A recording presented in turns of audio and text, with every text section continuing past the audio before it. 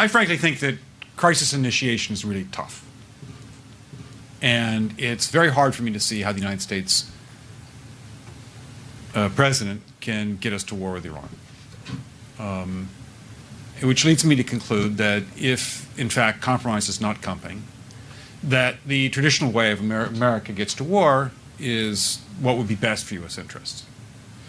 Some people might think that Mr. Roosevelt wanted to get us into World War II, as David mentioned. You may recall we had to wait for Pearl Harbor. Some people might think Mr. Wilson wanted to get us into World War I.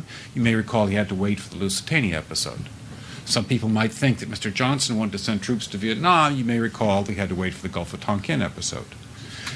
We didn't go to war with Spain until the until the Maine exploded. And may I point out that Mr. Lincoln did not feel he could call out the Federal Army until Fort Sumter was attacked, which is why he ordered the commander at Fort Sumter to do exactly that thing which the South Carolinians had said would cause an attack.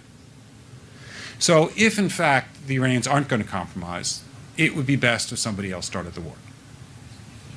One can combine other means of pressure with sanctions. I mentioned that explosion on August 17th. We could step up the pressure. I mean, look, people, Iranian submarines periodically go down. Someday one of them might not come up. Who would know why?